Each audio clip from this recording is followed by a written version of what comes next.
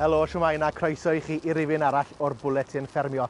Heddi o ganolfan Millennium Cymru ym Mae Caerdydd, lle mae'r gweinidog materion gwledig yn lansio cynllun gweithredu strategol ar gyfer y diwydiant ci coch yma yng Nghymru. Gawn ni glywed mwy am hynny yn y man, ond yn gyntaf cipolwg ar weddill y newyddion.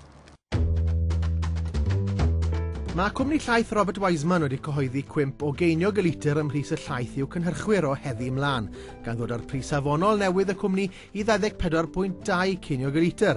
Ond maen nhw wedi addo na fydd yn syrthio eto, os o gwbl am 3 mis.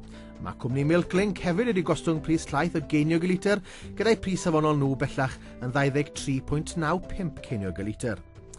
Ac mae yna gyfnod cyffroes ar y gorwel i'r bwletin ffermio. O'r wythnos nesaf ymlaen, fe fydd y rhaglen yn symud o'r teledu i'r we, gan olygu y bydd y bwletin i'w weld o hyn ymlaen ar y wefan ffermio. Fe fydd y cynnwys yn cael ei ddiweddaru'n gyson, gan olygu y bydd modd i chi weld y newyddion diweddara ar unrhyw adeg o'r dydd neu'r nos pan mae'n gyfleus i chi. Cofiwch wylio felly yr wythnos nesaf ar y we, drwy fynd i s4ec.co.uk/ffermio.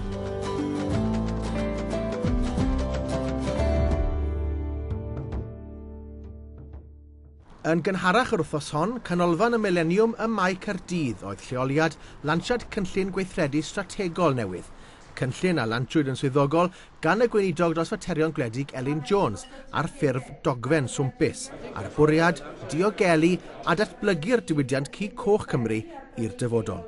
Mae rhaid i ni feddwl am ddyfodol y sector ci coch. Mae'n sector bwysig iawn yng nghyd-destun economi Cymru, werth 361 o filiynau o bunnau mewn blwyddyn, ac felly'n sector bwysig o fewn y diwydiant amaethyddol ac o fewn yr economi yn eang. Ac felly mae rhaid i ni nawr, ystyried fod hi'n sector bwysig, edrych ar sut ni'n datblygu ymhellach y sector yma, a gweithio ar agweddau pwysig fel arloesi yn y diwydiant, edrych ar wneud y diwydiant yn fwy ymatebol eto i ofynion y cwsmer. A dwi'n meddwl bod hi'n gyfnod digon cyffroes ar y diwydiant yma yng Nghymru, wrth i ni weld y diwydiant yn medru cymryd mantais o'r ffaith fod gan bobl fwy o ddiddordeb yn lle maen nhw'n prynu i bwyd, le mae'r bwyd yn dod o, ac ansawdd y bwyd hynny. Ac un peth i ni yn weddol o sicr ohono yw fod ansawdd ci coch o Gymru o'r ansawdd gorau posib. Mae'r strategaeth newydd hon wedi pharatoi gan Gorff Hybu Ci Cymru ar ôl ymgynghori a holl sectorau'r gadwyn cyflenwi ci coch a Llywodraeth y Cynulliad. Mae lawnsiad dim ond cychwyn, ac be dyn ni'n gobeithio ydy bod hwn yn mynd i fod yn strategaeth sy'n mynd i fod yn gymorth i'r diwydiant, achos mae'n bwysig bod ni'n gwybod ffordd gallwn ni fynd. Dim un ffordd, bydd pawb fel unigolyn yn gwneud eu penderfyniad eu hun fel busnes, fel proseswyr, fel prynwyr, ond fel corff sydd yn gwasanaethu y diwydiant, mae hwn yn mynd i roi strategaeth i ni gwybod sut allwn ni helpu nhw, a mae'r atebion a'r herion yma i ni, a maen nhw wedi cael ei roi i ni gan y diwydiant. Mae'r strategaeth yma'n cael ei gyhoeddi nawr. Pam nad oes yna ddim byd wedi bod cyn hynny? Ydych chi'n teimlo bod y gwaith chi wedi gwneud yn y blynyddoedd diwethaf wedi bod yn aneffeithiol, fyddech chi'n dweud? Na. Mae yna strategaeth wedi bod. Fel corff, mae gen ni cynllun bob blwyddyn, business plan yn y galw, cynllun blynyddol, a hefyd cynllun corporate. Mae hynna'n rhywbeth swyddogol da ni'n gorfod wneud. A hefyd oedd yna cynllun strategaeth, ond hwnna 12 mlynedd yn ôl. Ac da ni gyd yn gwybod bod y byd wedi symud ymlaen a mae'r herion wedi symud.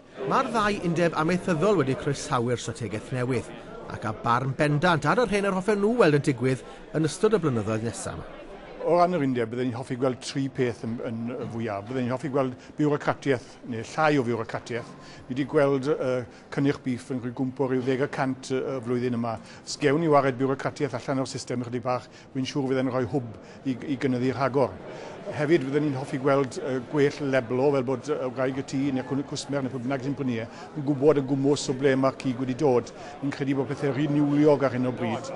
Unwaith bod chi'n dechrau coginio'r bwyd, beth fel ni, chi'n gallu defnyddio cynnyrch tramor a rhoi label y wlad marno fe. Dyw hynny ddim yn dderbyniol.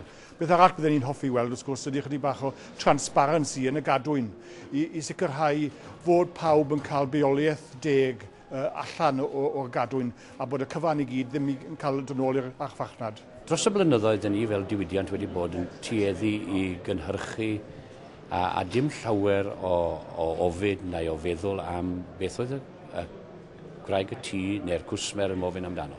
A dwi'n credu bod hwn yn mynd i roi dod â ni a'r cwsmer yn nes at yn gilydd fel bod ni'n fwy deall o broblemau'n gilydd.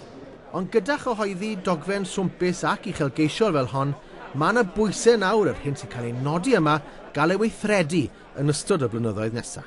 Ni wedi gweld llawer dogfen yn darllen o cynlliad dros y blynyddoedd mawr, dogfen ynglyn â llaeth, dogfen ynglyn â bwydydd, ond na i ofan bod lot o nhw wedi sefyll ar y shelf yn casglu dwst, achos mae lawer hwyddach ysgrifennu na gweithredu. Nid dogfen i eistedd ar shelf dwi eisiau honni i fod ar, mae'n siŵr bydd i yn eistedd ar ambell i shelf, ond dwi eisiau fod yr pwyntiau sydd yn ddi yn cael ei gweithredu, ac fe fydda i fel gweinidog ac fe fydd Hybu Cig Cymru yn atebol i'r diwydiant ac i'r cyhoedd ynglyn â'i gweithredu nhw yn nawr. I ni'n gosod allan yn blaenoriaethau a'n gweledigaeth ni ar gyfer y diwydiant yn y dyfodol, ac i ni wedi gwneud hynny mewn partneriaeth ar diwydiant, y ffermwyr a'r proseswyr, gan obeithio fod pawb yn cydsynio ynglyn ar dyfodol, a dwi'n hyderus o hynny, ond wrth gwrs os nad i ni fel Llywodraeth neu Hybu Cig Cymru neu unrhyw un yn chwarae'n rhan yn rhoi'r pwyntiau yma mewn i weithredu, yna mae'n siŵr fe fydd ffermwyr Cymru yn barod iawn i pwyntio bys ata i mewn cwbl o flynyddoedd i ddod.